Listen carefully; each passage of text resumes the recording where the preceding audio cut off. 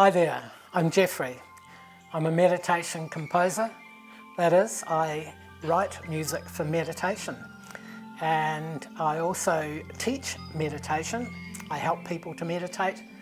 And I'm also an author. I've written a book called The Key of Peace, which features the techniques of meditation. I used to be a rock and roll artist in New Zealand, and I spent many years as a songwriter, singer-songwriter, and I was even in quite a well-to-do band. And then in my 30s, I made a big change in my life. It was a good time to make a change. I was changing as a person, and I found meditation. And when I found meditation, I found the possibility for a music which had been with me my whole life since I was a young boy. In fact, I was actually a clairaudient, and a clairaudient is a person who hears music when there's no music playing.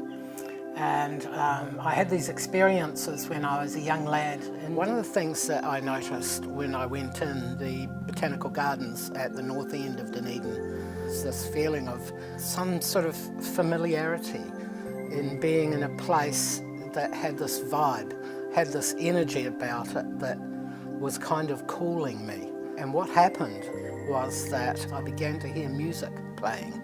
And it wasn't like it was playing physically around me, it was playing within me. And it was kind of like a feeling, and I was hearing it in my inner ear rather than my outer ear. And it was very relaxing music, and it was very trance-like music. Very beautifully sustaining, soft music. And I would go into these little trances myself, and I'd become very still while I listened to that music. And then it would fade away, and I'd go off and do what I was doing in the botanical gardens. I then got invited to come to a seminar to learn meditation. And it kind of appealed to me because at various points in my life I'd thought about meditating. It seemed like a good thing to do. I didn't know much about it, other than it was something you did to relax, and relax was not in my repertoire up to that point. I was full on trying to achieve goal after goal. As I continued to practice meditation, which by the way I really enjoyed because it helped me move to another area of my life from pop music, having been in there and been so committed and intensive about achieving goals in pop music. It was kind of like stuck to me. All that energy was stuck to me, and meditation helped me to let that go and to center myself and to realize I wasn't just a musician. I was a human being and I wanted to do things in life that weren't just about music. It kind of created a full circle in that as I meditated, I noticed I was remembering things from my past, things that I hadn't really thought about for a long while.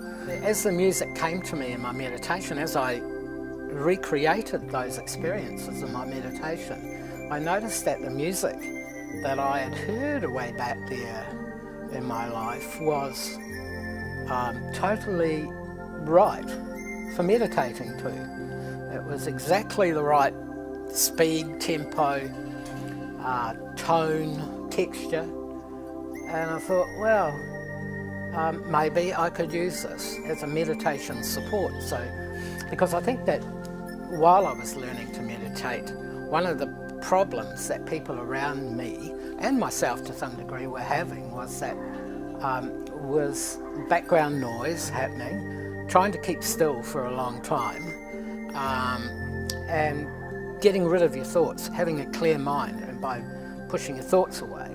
At the same time, we had to recite a mantra, which was a word that like a Sanskrit word, and we didn't know what it meant, but we would choose a mantra based on a likeness to the word.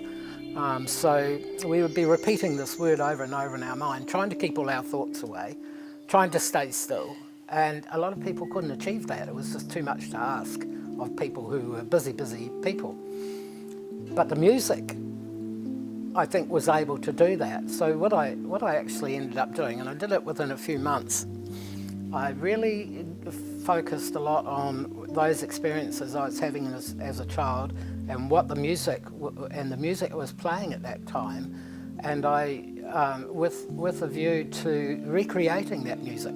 And it featured a lot of the ideas and sounds and tones I heard as a child, and it had that very soothing tone. And so I started meditating to it myself, and I let the mantra go, and I found meditation really, really easy to do. I would have it playing very, very lightly in the background, but it was enough to keep me relaxed and to sustain the stillness of meditation through 15-20 minutes without me getting fidgety or bored or wanting to do something else. Because of the music itself, I've become involved in the promotion of the music. Not to say I'm not still writing it and being a musician and being an artist, because I am, and I give a lot of my daily time to that. But what I tend to put a lot of effort into that most other music artists would not is into the promotion of the music, because I believe that the music has a place, a more stronger place in the world music scene than it occupies at the moment. And it's mainly because people in a fast-moving world don't relate to slow-moving music. And I guess my goal is to try and educate people to hear this music, particularly in meditation. So I got involved in teaching meditation, and over those first 10 years of writing this music, I realised that meditating to music, using music as a background for meditation, is extremely helpful to people wanting to meditate who have been busy most of their lives, or people who generally are busy and they want to learn meditation to slow them down a bit, or there's a lot of reasons why people come to meditation, and meditation has a lot of benefits for people. But basically meditating using music is a whole lot easier than most other methods. In fact, I would say all other methods, because I've seen people go easily to meditation from not meditating using music. And there doesn't seem to be a problem for people in doing that. After maybe 10-15 years of the music, I started thinking about developing a meditation style based on the music. And it took quite a while to do that, but I came up with a style called simply stillness meditation. Once I started meditating myself, I wondered why meditation wasn't more popular, because it had, I recognised the benefits that I got from it. For one, memory retention. I started remembering things that I had forgotten about. I started, a lot of people, there was a stigma around meditation in the world. People thought it didn't kind of fit what people were doing. We were out there and men were out there slaying the beast and in business, and you didn't slow down for anything, otherwise your opponent would get the better of you. But the idea that meditation made you work more efficiently, made you a happier, more positive person, was starting to come through, and those are all qualities that I found improved in my life, plus a lot more. But it's certainly meditation, the practice of meditation certainly had an application in the modern world, and it kind of surprised me that it wasn't more popular.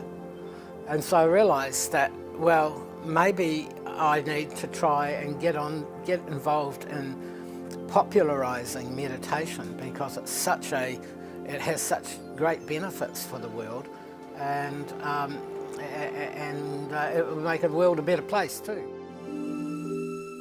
Graduating Earth is a media platform providing education, awareness and insight for those seeking answers to enlightenment, spiritual teachings and life purpose as we move forward in these awakening times of soul development.